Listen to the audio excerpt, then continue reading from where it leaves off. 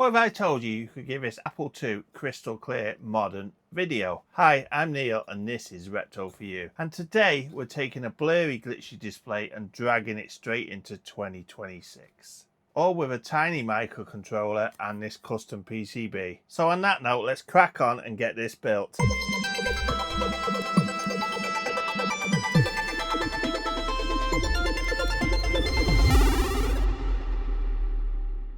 Before I get started, a huge thanks to PCBWay for sponsoring this video. If you ever wanted to turn your project into a real professional PCB, PCBWay makes it super easy. You can upload your design, customize your board and get high quality results like this very fast. And if your soldering ain't up to scratch, they also offer assembly, CNC machining, 3D printing, so they got pretty much everything covered.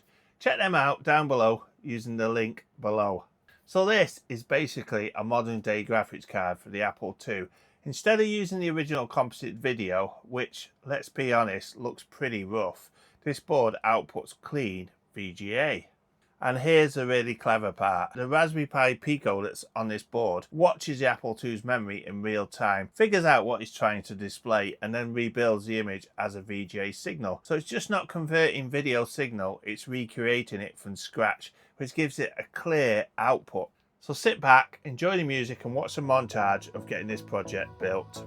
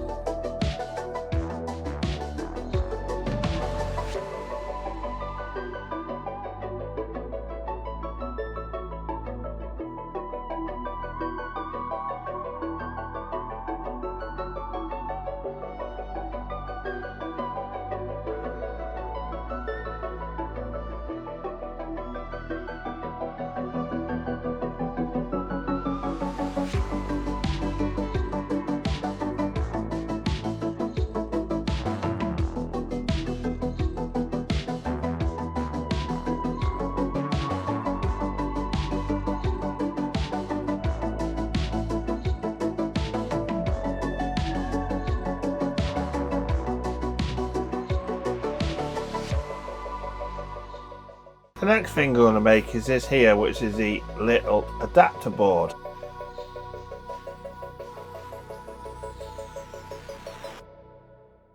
Now it's looking apart and it's almost complete. There's just a few little things to do. I'm at the stage now where I've nearly got this built up and all we need to do is a few more things. Like, for example, we need to program this little Pi Pico here. Now, apparently it's very easy. We go to the website, we download the firmware, we press this button when we're connecting, that will open the drive, we copy the firmware on, and that should be it basically. So let's just crack on and get this done. First of all, we need to download this firmware here. Now, if you read here, it will tell you down below, in order to program the VGA card, you need to download the firmware file. Plug it into the Windows machine while holding boot select, so I guess that means your Raspberry Pi Pico. So you have two versions here, one for the Apple II Plus and one for the Apple IIe. Now the machine we have is an Apple IIe, so I need to download this one here, the VGA, which is here. So all I need to do is click on that, I think. So let's just try and get this done. So what I'm going to do is I'm going to connect this while holding the button here. And there you go, the drive has indeed popped up. Now all we need to do is go to downloads.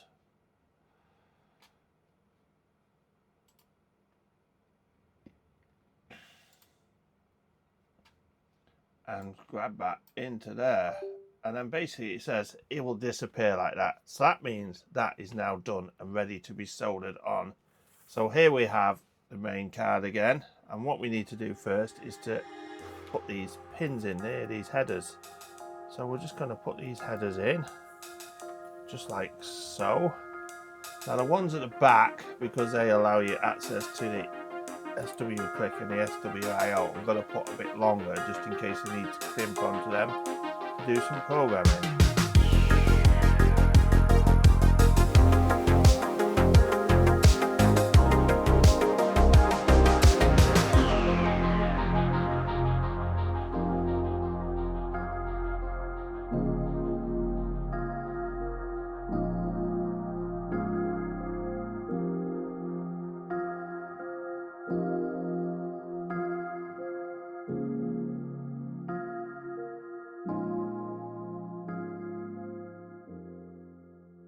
there's a finished device with a little adapter so we can screw this in. I'll see you at the Apple. Get this tested and see if it actually works or not. A few moments later. So my plan to fit this isn't going to plan. I can't just seem to get it fitted. Let's sort of show you behind here. My plan is to get it into one of these ports. Here, I think the fingerprinted should fit into one of these. But the one I want to put it in is this one here. But I can't seem to fit it in over there. So I think what I need to do is I need to think about this methodically. And you need to unscrew it first.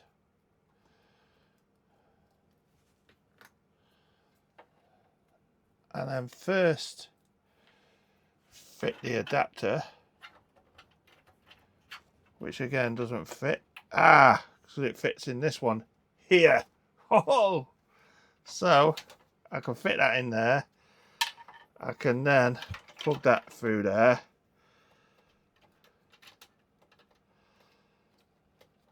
I think they look quite nice in cream actually. I think I'm gonna print the other blanking panels off in this just so it finishes the job off on this Apple II, because it's quite a clean machine inside and outside. So as you can see now, that is now secure, and I'll pull the cable out of the way. What do you think of that? That's quite a bit of good 3D printing.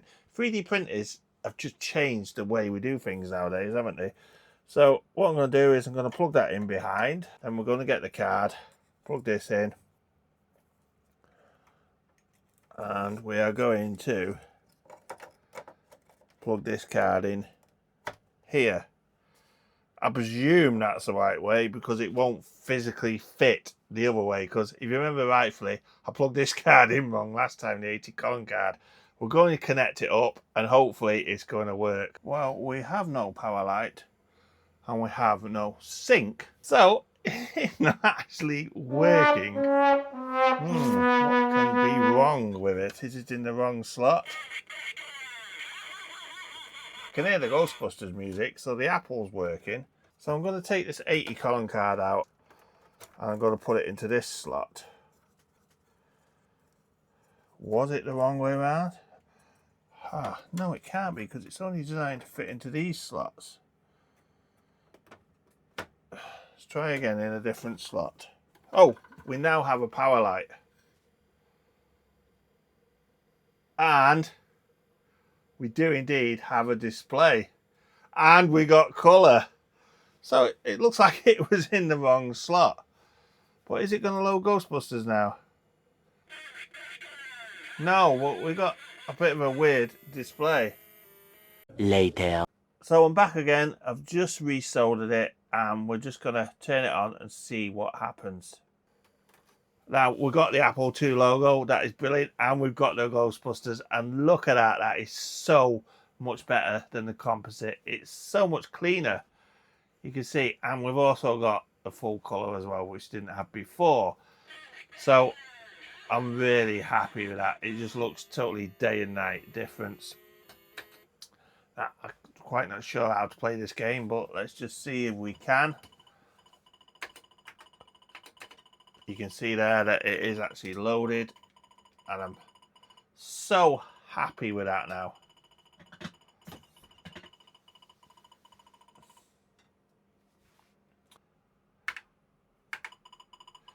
Do you have an account? No. In that case, welcome to your new business. Blah, blah, blah. Come on, hurry up. Anybody think this is a slow computer? Good luck. So we'll go for the Beetle.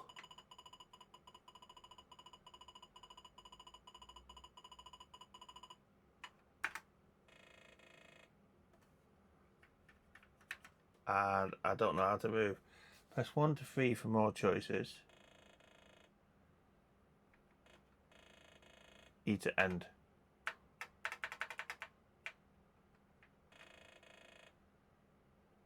Use joystick to control forklift.